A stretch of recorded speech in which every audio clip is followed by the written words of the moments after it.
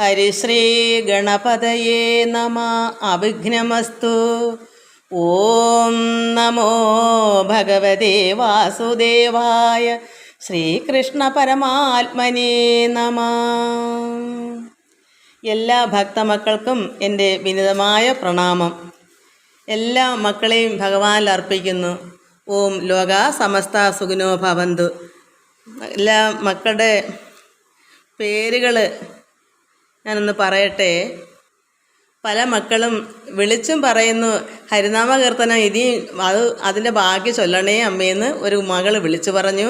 പിന്നെ ഒരു മകൾ കമൻസിൽ കൂടെ പറഞ്ഞു ഇനിയും അത് കേട്ടത് മതിയായില്ല അമ്മയെന്ന്. ഞാൻ എല്ലാ മക്കളുടെയും ഇന്നത്തെ മക്കളുടെ പേരുകൾ പറയട്ടെ. ഉഷ ഋഷികേശ്, വത്സല. മക്കളെ ഹൂഹു ദേവല ശാപം എന്നാണ് ഞാനിത് വായിച്ചത്. ദേവശാപമാണ്, അല്ലാതെ അതിൻ്റെ കാരണം എന്താണെന്ന് മനസ്സിൽ പിടികിട്ടിയില്ല. ഇനി എവിടെയെങ്കിലും ഞാൻ വായിച്ചത് ഓർക്കാത്തതാണെന്ന് എനിക്ക് അറിയാൻ വയ്യ. എനിക്ക് അത് എങ്ങനെ അതിൻ്റെ കാരണം എന്നറിയാൻ വയ്യ മക്കളെ.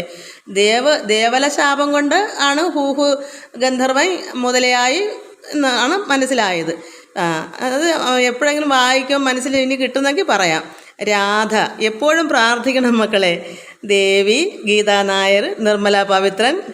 ഇനിയും നന്നായി പാടാൻ ശ്രമിക്കാം മക്കളെ. ഇതുപോലെ തന്നെ ഇനി ഒന്നും കൂടി ഞാൻ വിളിച്ച് പറഞ്ഞല്ലോ, ഇനി അത് കേൾക്കണമെന്ന്. താര മനോജ്. സുഖം മക്കളെ, എനിക്ക് സുഖം തന്നെ.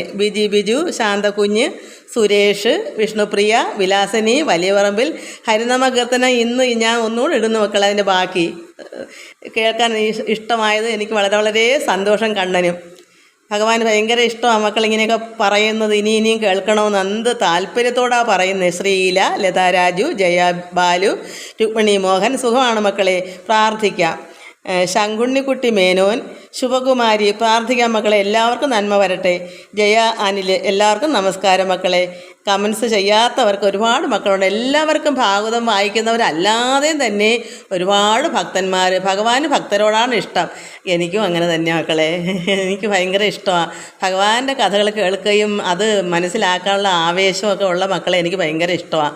എല്ലാവർക്കും നമസ്കാരം. ഓം ലോക സമസ്ത സുഖിനോ ഭവന്തു. നമുക്ക് ഇന്നും അതായത് ഹരിനാമ കീർത്തനം നമുക്ക് ചൊല്ലണം.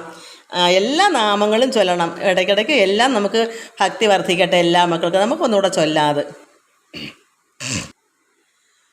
ഓംകാരമായ പൊരുൾ മൂന്നായി പിരിഞ്ഞുടനെ ആകാരമായതിനു താൻ തന്നെ സാക്ഷി അതുബോധം വരുത്തുവതിനാളായി നിന്ന പരമാചാര്യരൂപ ഹരിനാരായണായ നമ. ഓംകാരമായ പൊരുൾ മൂന്നായി പിരിഞ്ഞുടനെ ആകാരമായതിനു താൻ തന്നെ സാക്ഷി അതുബോധം വരുത്തുവതിനാളായി നിന്ന പരമാചാര്യരൂപ ഹരിനാരായണായ നമ. അൻപേണമെൻ മനസ്സി ശ്രീനീലകണ്ഠ ഗുരു അംഭോരുഹാഷമിതി വാഴ്ത്തുന്നു ഞാനുമിഹ. അൻപത്തൊരക്ഷരവും ഓരോന്നിതെൻ മൊഴിയിൽ അൻപോടെ ചേർക്ക ഹരിനാരായണായ നമ. ആദ്യക്ഷരത്തിൽ ഉളവായോന്നിതൊക്കെയും ഇതാദ്യക്ഷരത്തിലതടങ്ങുന്നതും കരുതി ആദ്യക്ഷരാൽ ഇവയിൽ ഓരോന്നെടുത്തു കീർത്തിപ്പതിന്നരുൾക നാരായണായ നമ. ഇക്കണ്ട വിശ്വമതും ഇന്ദ്രാദിദേവകളും അർക്കേന്ദു വന്യകളോടൊപ്പം ത്രിമൂർത്തികളും അഗ്രേ വിരാട് പുരുഷ നിന്മൂലമക്ഷരവും ഓർക്കായ് വരേണമിഹ നാരായണായ നമ. ഈ വണ്ണമോഹം അകലെ പോവതിന്നു പുനരീവണ്ണമുള്ളൊരുപദേശമില്ലുലകിൽ ജീവന്നു കൃഷ്ണ ഹരി ഗോവിന്ദ രാമ തിരുനാമങ്ങളൊന്നൊഴികെ നാരായണായ നമ. ഉള്ളിൽ കനത്ത മതമാത്സര്യമെന്നിവകളുള്ളൊരു കാലം ഉടനെന്നാകിലും മനസ്സി ചൊല്ലുന്നിതാരു തിരുനാമങ്ങളന്നവനു നല്ലു ഗതിക്കു വഴി. നാരായണായ നമ. നാരായണായ നമ. നാരായണായ നമ. നാരായണായ നമ. ഹരിശങ്കരായ നമ. നാരായണ സകല സന്താപനാശന ജഗന്നാഥ വിഷ്ണു ഹരിനാരായണായ നമ. എല്ലാ ഭക്തമക്കൾക്കും എൻ്റെ വിനീതമായ പ്രണാമം. എല്ലാവരും ഇത് നാമങ്ങളെല്ലാം ചൊല്ലി ഭക്തി വർദ്ധിക്കണം. ഓം ലോകാ സമസ്ത സുഖിനോ ഭവന്തു. എല്ലാ മക്കളെയും, ഇവിടെ കമൻസ് ചെയ്യാത്തവരുണ്ട്, ഒരുപാട് മക്കളുണ്ട്, എല്ലാവരെയും ഭഗവാനിൽ അർപ്പിക്കുന്നു. നമുക്ക് പാലാഴി മഥനം ഇന്ന് നമുക്ക് വായിക്കാം. പാലാഴി മഥനം. പണ്ടൊരു ദിനം ദിവ്യഭാരതഖണ്ഡത്തെയും കണ്ട് ആനന്ദിച്ചു കളിച്ച് എങ്ങും സഞ്ചരിച്ചിടും വിദ്യാധരികൾ ദുർവാസാവാം അഞ്ചിത തപോധനം കണ്ടു വന്ദിച്ച നേരം സർവാശാവിമോഹന കരസൗരഭ്യത്തോടും ദിവ്യമായൊരു മലർമാലയും നൽകിയിടിനാർ. പണ്ട് ഒരു ദിവസം ദിവ്യമാകുന്ന നമ്മുടെ ഭാരതഖണ്ഡം കണ്ട് ആനന്ദിച്ചിങ്ങനെ കളിച്ച് നടന്ന ആരാണെന്നറിയാമോ? വിദ്യാധരികളായ സ്ത്രീകൾ. വിദ്യാധരികൾ എന്ന് പറയുന്ന സ്ത്രീകൾ ഭാരതഖണ്ഡം, നമ്മുടെ ഈ ഭാരതം മൊത്തം ഇങ്ങനെ ആനന്ദത്തോട് കണ്ടിങ്ങനെ സന്തോഷിച്ച് നടന്നൊരു സമയത്ത് ദുർവാസ ആ മഹർഷി അറിയാമല്ലോ, ദുർവാസാവ്, ക്ഷിപ്രകോപി, പെട്ടെന്ന് കോപിക്കുന്ന ആൾ, അദ്ദേഹത്തിനെ ഇവർ കണ്ടു. ദുർവാസാവ അഞ്ചിത തപോധനൻ. അപ്പോൾ അത് ഈ ദുർവാസാവ് താപസനാണല്ലോ, മഹർഷിയാണല്ലോ. അങ്ങനെ കണ്ടപ്പോൾ അവർ വന്ദിച്ചു. ഈ സ്ത്രീകൾ ഈ ദുർവാസാവിനെ കണ്ടു വന്ദിച്ചിട്ട് എന്ത് ചെയ്തു?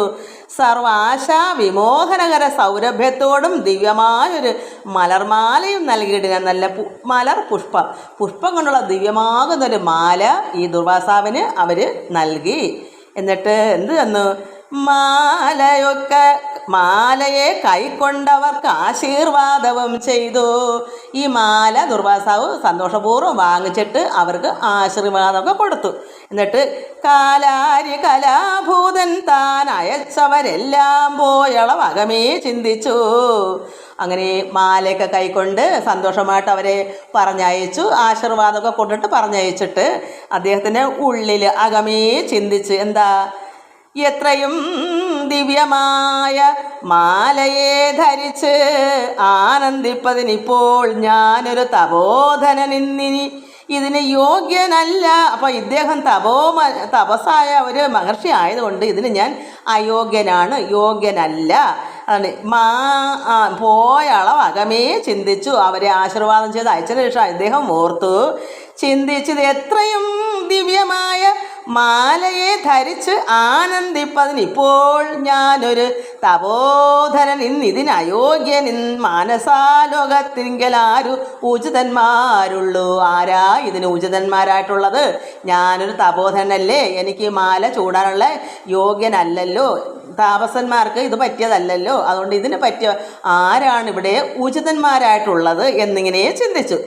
മാധവൻ താനോ മഹാദേവനോ വിരിഞ്ചനോ സാദരം ദേവേന്ദ്രാദി ദിക്പാല വീരന്മാരോ മോദേന ധരിപ്പതിനാളായ പുരുഷന്മാർ. ആരാണ് ഇതിന് ഈ മാല ചൂടാൻ യഥാർത്ഥത്തിൽ ആർക്കാണ് ഇതിന് അവകാശമുള്ളത്? ഏത് പുരുഷനാണ്? ആരാണ് അത്? മാധവനോ, അതായത് നമ്മുടെ പരമാത്മാവായ നാരായണനാണോ ഈ കൃഷ്ണൻ? അതോ മഹാദേവനാണോ? അതോ ബ്രഹ്മാവ് വിരിഞ്ചനാണോ? സാദരം ദേവേന്ദ്രാദി ദിക്പാല വീരന്മാരോ മോദേന ധരിപ്പതിനാളായ പുരുഷന്മാരാരാണ്? ഇവരിൽ ആരാണ്? ആദിനായകൻ ജഗൽപാലകൻ നാരായണൻ മാധവൻ തനിക്കു നൽകിയിടിനാൽ പ്രസാദിക്കും ആധാരം ജഗന്മയൻ താനല്ലോ നമുക്കെല്ലാം. അങ്ങനെ ഭഗവാൻ നാരായണൻ തന്നെ കൊടുക്കാം. നമുക്കെല്ലാം ആധാരമായിരിക്കുന്ന മൂലകാരണനായിരിക്കുന്ന ഭഗവാനല്ലേ എല്ലാവർക്കും ആധാരം. അതുകൊണ്ട് ഭഗവാൻ പ്രസാദിക്കും. അതുകൊണ്ട് നാരായണൻ മാധവന് തന്നെ ഈ മാല കൊടുക്കാം എന്ന് ഈ ദുർവാസാവ് ചിന്തിച്ചു. എന്നിട്ട് നാഥനു തന്നെ നൽകിയിടണമെന്ന് ഉറച്ചവൻ അങ്ങനെ മാധവന് തന്നെ കൊടുക്കാമെന്ന് ഉറച്ചു. ചേതസ പെട്ടെന്ന് തന്നെ മനസ്സിൽ എന്തോന്ന് പുനരഥ കൂടവേ വിചാരിച്ചാൻ. പെട്ടെന്ന് തന്നെ അദ്ദേഹത്തിൻ്റെ മനസ്സിൽ ഒന്നും കൂടെ അങ്ങ് ചിന്തിച്ചു.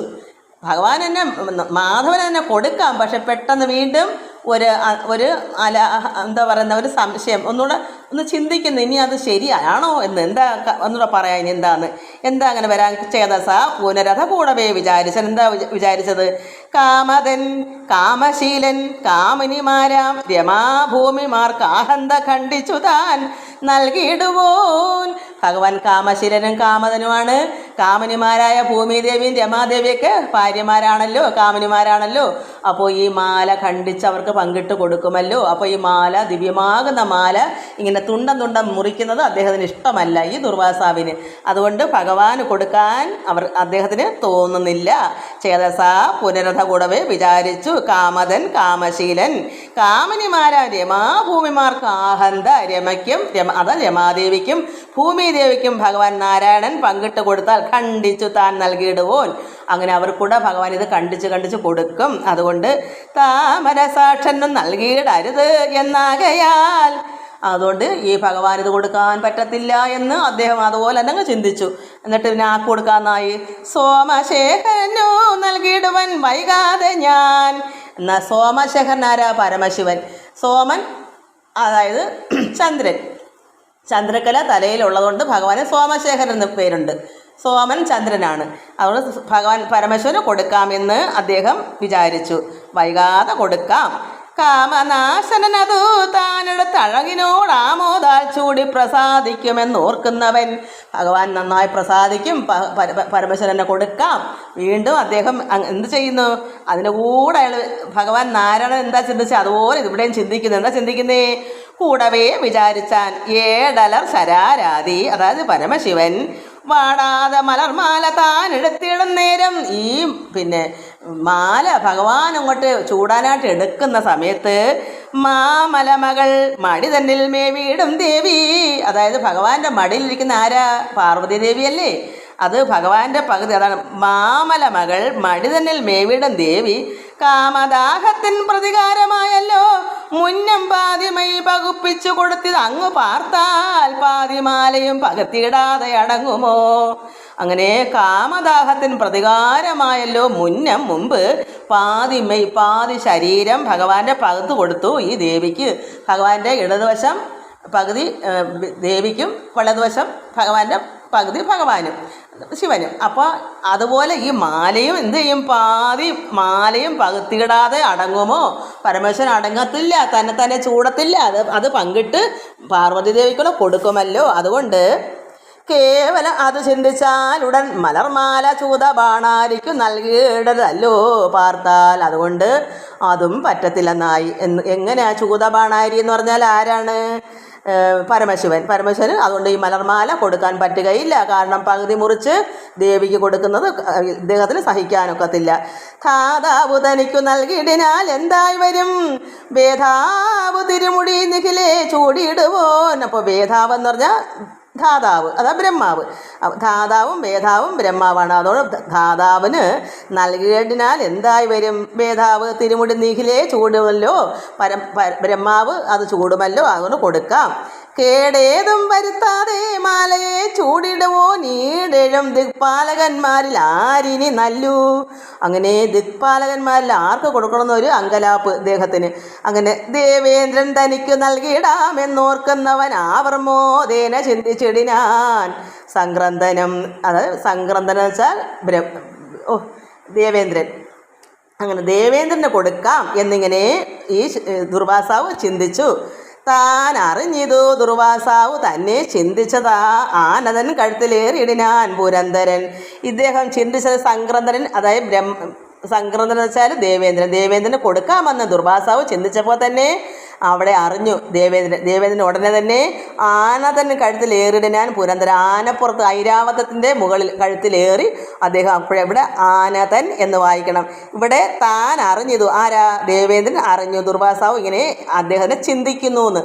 ദുർവാസാവ് ചിന്തിച്ചപ്പോഴേ അവിടെ ദേവേന്ദ്രൻ അറിഞ്ഞു. അങ്ങനെ ഈ പുരന്തരൻ, അതായത് ഈ ദേവേന്ദ്രൻ ഉടനെ തന്നെ ആനന്ദൻ, ഇവിടെ ഇങ്ങനെ വായിക്കണം, താൻ അറിഞ്ഞിതു ദുർവാസാവ് തന്നെ, അതായത് ദേവേന്ദ്രനെ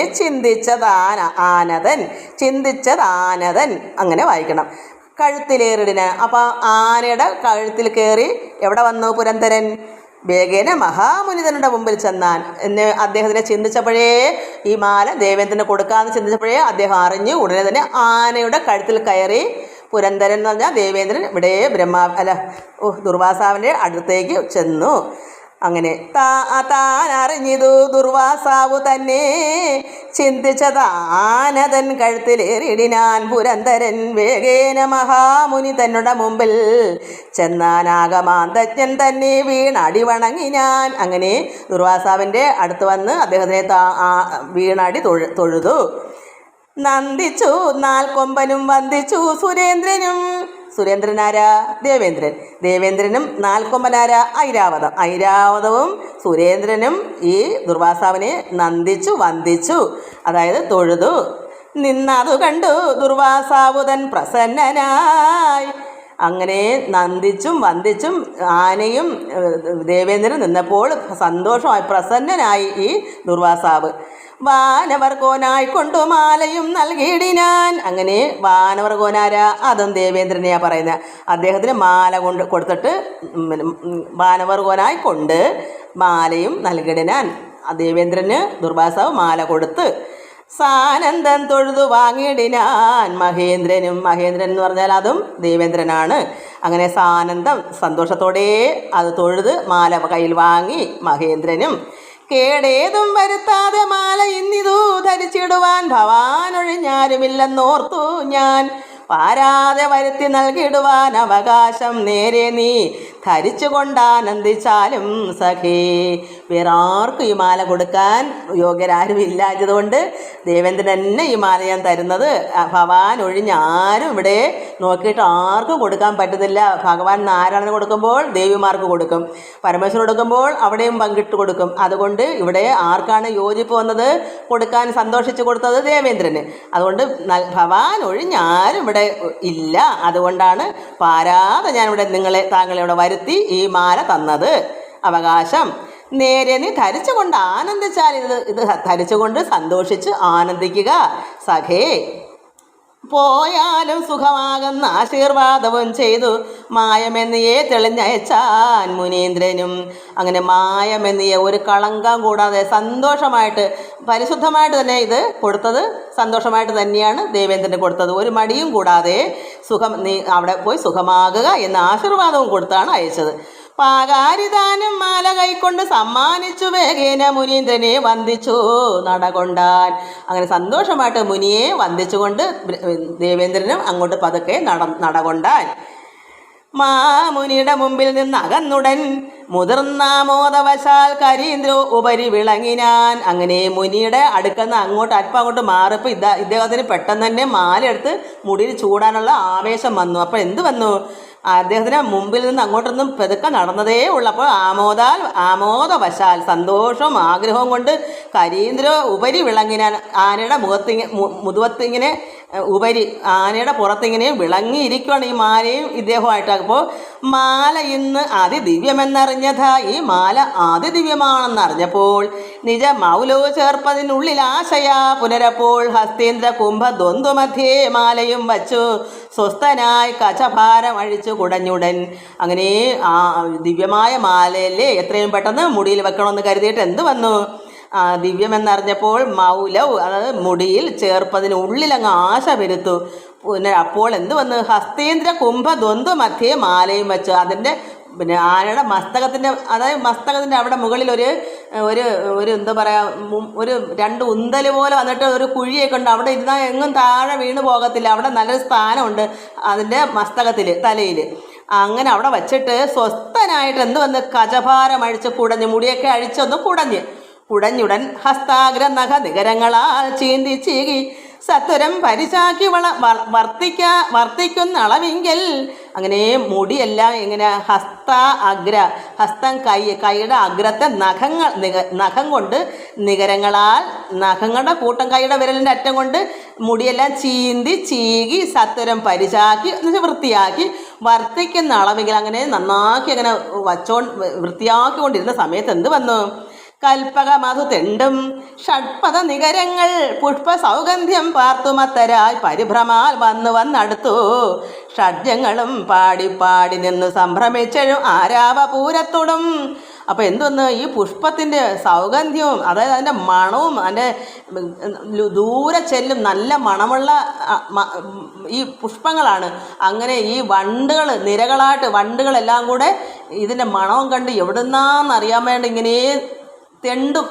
മധു കുടിക്കാൻ നമ്മൾ പല പല പുഷ്പങ്ങളിൽ കയറുമ്പം വികടാന്തോറും കയറി തെണ്ടുന്നത് പോലെ ഈ പുഷ്പത്തിനെല്ലാം തെണ്ടുന്നെന്ന് അതുകൊണ്ടാണ്.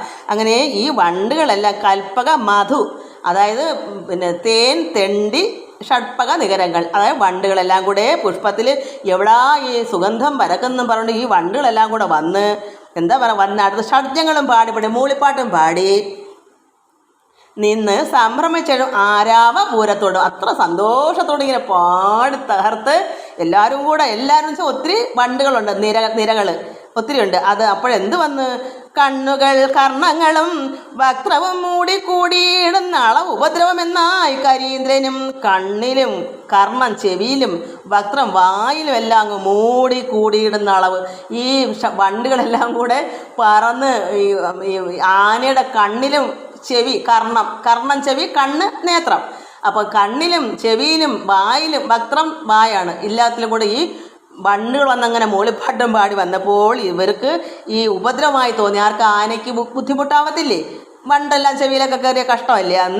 അങ്ങനെ കണ്ണുകൾ കർണങ്ങളും വക്രവും മൂടിക്കൂടിയിടുന്ന അളവ് ഉപദ്രവം എന്നായി കരീന്ദ്രനും. മസ്തക മധ്യത്തിങ്കൽ നിന്നെടുത്തുടൻ മാല പൃഥ്വിയിലിട്ടു ചവിട്ടിയിടിനാൻ കരിവരൻ. അങ്ങനെ തലയിൽ നിന്ന് ഈ മാല എടുത്ത് ഭൂമി താഴേക്കിട്ടങ്ങ് ചവിട്ടി കരിവരൻ ആന. പെട്ടെന്നങ്ങ് അത് കണ്ടു ഞെട്ടിനാൻ മഹേന്ദ്ര. അയ്യോ, മാല വലിയ കാര്യത്തിൽ മുടി ചീകി കെട്ടി അത് വെക്കാനായിട്ട് ആർത്തി പൂണ്ടെടുത്തതാണ്. പക്ഷെ അപ്പോഴും ഞെട്ടിപ്പോയി മഹേന്ദ്രൻ, അതായത് ദേവേന്ദ്രൻ. പെട്ടെന്ന് അതങ്ങ് കണ്ട് ഞെട്ടിനാൻ മഹേന്ദ്രനും. ദുഷ്ടനായത് കണ്ട് ചൊല്ലിനാൻ ദുർവാസാവും. അത് കണ്ടപ്പോൾ അവിടെ നിന്ന് ഇച്ചിരി അങ്ങോട്ടൊന്ന് മാറിയതല്ലേ ഉള്ളു. പെട്ടെന്ന് ഇദ്ദേഹത്തിന് ആഗ്രഹം പൂണ്ടല്ലേ എടുത്ത് തലയെ കെട്ടാന്ന് വിചാരിച്ചത്. ദുർവാസാവും ദൂരെയെങ്ങും പോയിട്ടില്ല, അവിടെ തന്നെ കണ്ടപ്പോൾ എന്ത് വന്നു? ദുഷ്ടനായത് കണ്ട് ചൊല്ലിനാൻ ദുർവാസാവ്. എന്താ പറയുന്നേ? വൃത്രാരേ തവ വൃത്തം എത്രയും ഇതം ചിത്രം ഞാൻ ഓർത്തിയില്ല. കശ്മലനല്ലോ ഭവാൻ, ഞാനത് ഓർത്തിയില്ല. നീ കശ്മലനാണ്, നീ ഈ കാണിച്ച എത്ര തെറ്റാണെന്നെല്ലാം പറഞ്ഞിട്ട് ഇദ്ദേഹത്തിന് ഭയങ്കര വിഷമമായി പോയി. ഈ വൃത്രാരേ, അത് ദേഷിച്ച് വിളിക്കുക, അതായത് ദേവേന്ദ്ര, തവ നിന്റെ വൃത്തം എത്രയും ഇതം ചിത്രം നീ ഇത് അത്ഭുതമായിരിക്കും, നീ കൊള്ളാം ഇങ്ങനെ ചെയ്തത്, നീ വെറും കശ്മലനാണെന്ന് ഞാൻ അറിഞ്ഞില്ല. എന്നിട്ട് ചിത്തമോഹനകരമായ സുസ്രജം, അതായത് നല്ല സുസ്രജം, ഇവിടാണ്ട് കിടപ്പുണ്ടായിരുന്നു എൻ്റെ അർത്ഥം, നല്ല മാല. ഈ നല്ല മാല സുസ്രജം ധരിച്ച് അത്യന്തം ആനന്ദിപ്പാൻ നല്ലത് നീ എന്നോർത്തേൻ. ഈ നല്ല മാല ധരിപ്പാൻ നീയാണ് നല്ലതെന്ന് എനിക്ക് തോന്നി, ഞാൻ ധരിച്ചാണ് നല്ലത് നീയാണെന്ന് ഓർത്തേൻ. വ്യർത്ഥമായി ചമഞ്ഞിതു ധിക്കരിക്കയാൽ ഉടൻ. ഇത് വെറുതെ ആയിപ്പോയി മാല, അത്ര പെട്ടെന്ന് ഇങ്ങനെ സംഭവിക്കുന്നത് ദേവേന്ദ്രൻ പറഞ്ഞില്ല. ദുർവാസാവ് അതിനേക്കാളും, കാരണം ദേവേന്ദ്രനേക്കാളും അത്രമാത്രം ഇഷ്ടമാ ദുർവാസാവിൻ്റെത്. അത് ഉചിതമെന്ന് ഓർത്ത് നോക്കി കെട്ടിപ്പിടിച്ച് എടുത്തതായി ദേവേന്ദ്രനെ. അപ്പോൾ ഇങ്ങനെ ചെയ്താൽ എത്രമാത്രം വിഷമം അദ്ദേഹത്തിൻ്റെ ഉള്ളിലുണ്ട് ദുർവാസാവിൻ്റെ. ശപിച്ചില്ലെങ്കിലേ കുറ്റമുള്ളൂ. കാരണം അങ്ങനെ അദ്ദേഹം ദേഷിച്ച് ഇങ്ങനെ, നീ വൃത്രാരേ എന്ന് പറഞ്ഞ ഒരു ദേഷിച്ചായ വിളിച്ചേക്കുന്ന വൃത്രാരേ തവ വൃത്തം എത്രയും ഇതം ചിത്രം ഞാൻ ഓർത്തിയിൽ കശ്മനല്ലോ ഭവാൻ. ചിത്തമോഹനകരമായ സുസ്രജം ധരിച്ച് അത്യന്തം ആനന്ദിപ്പാൻ നല്ലത് നീ എന്നോർത്ത് ഓർത്തേൻ. വ്യർത്ഥമായി ചമഞ്ഞിതു ധിക്കരിക്കയാൽ ഉടൻ നീ ധിക്കരിച്ചാണ് ഇത് ചെയ്തത്. നീ എന്നോട് മനഃപൂർവ്വമായിട്ട് നീ കശ്മനാണ്. അത്ര നിർജ്ജനന്മാരും നീയും നിൻ പൗലോമിയും വൃദ്ധതയോട് ജരാനര പൂണ്ടിരിക്ക പോയി യുദ്ധത വിരൂപികളായി ചമഞ്ഞ നീ വണ്ണം ശാപവും അരുൾ ചെയ്തു കോപേന മുനിവരൻ. വേപതു ശരീരനായങ്ങെഴുന്നള്ളും നേരം താപമാർ നൈരാവതത്തിന്മേൽ നിന്നിഴിഞ്ഞു. സർവാപരാധവും ക്ഷമിക്കണമെന്നർത്ഥിച്ചുടൻ താണടി തൊഴുതു വന്ദിച്ച് ഗൽഗതവാണികളാലേ ഭക്തിയാഭീതനായി ഉണർത്തിച്ചാൻ. ഗൽഗതവാണികളാൽ അദ്ദേഹം പെട്ടെന്ന് തന്നെ അത്ര നിർജ്ജനന്മാരും നീയും നിൻ പൗലോമിയും നിന്റെ ദേവന്മാരെല്ലാവരും നിന്റെ ഭാര്യ പൗലോമിയും എല്ലാം വൃദ്ധരായി ജരാനര പിടിച്ച് പോട്ടെ എന്ന് വിരൂപികളായി ചമഞ്ഞ് ഇവണ ശാപം കൊടുത്തു. അങ്ങനെ ആകട്ടെ, നിന്റെ ഭാര്യയും നീയും നിന്റെ കൂടെയുള്ള എല്ലാ ദേവന്മാരും ജരാനര പിടിക്കട്ടെ എന്ന് ശപിച്ചു. കോവേന മുനിവരൻ വേപത് ശരീരനായി അങ്ങ് എഴുന്നള്ള. അങ്ങനെ ശപിച്ചിട്ട് വിഷമിച്ച് വേവധിച്ച അത്രമാത്രം വിഷമത്തോടുകൂടി തന്നെ അദ്ദേഹം അവിടെ നിന്ന് പോയി. താപമാർന്ന ഐരാവതത്തിന്മേൽ നിന്ന് ഇഴിഞ്ഞു. അദ്ദേഹം അങ്ങോട്ട് പോകുമ്പോൾ എന്ത് ചെയ്തു? ഇത്രയും വിഷമം പിടിച്ച അയാൾക്കുള്ള മാലയും നഷ്ടപ്പെട്ട് ശാപവും കിട്ടി. വല്ല കാര്യമുണ്ടോ? വിളിച്ച് മനസ്സുകൊണ്ട് അറിയാതിരുന്നത് ദേവേന്ദ്രൻ. ഇദ്ദേഹം ഇങ്ങനെയെല്ലാം ചേർട്ട് ഇതായി പോയല്ലോ. അപ്പോൾ ഈ താപം എല്ലാം കൂടെ ഐരാവതത്തിന്മേൽ വെട്ടെന്നിങ്ങനെ ഇറങ്ങി ആരാ ദേവേന്ദ്രൻ വിഷമിച്ചിറങ്ങിയിട്ട് ഇദ്ദേഹത്തിനോട് സർവ്വ അപരാധവും ക്ഷമിക്കണമെന്ന് അർത്ഥിച്ചു. താണടി തൊഴുത് വന്ദിച്ച് അതിസൽഗതവാണികളാൽ വിഷമം പിടിച്ച് കരഞ്ഞും കൊണ്ട് പറയുന്നു. ഭക്തിയാ ഭീതനായി ഉണർത്തിച്ചാൽ. നമുക്കത് നാളെ എന്താ പറഞ്ഞത് നമുക്ക് നാളെ വായിക്കാം. എല്ലാവർക്കും നമസ്കാരം. ഓം ലോകാ സമസ്ത സുഖിനോ ഭവന്തു. ഹരി ഓം ഹരി ഓം ഹരി ഓം.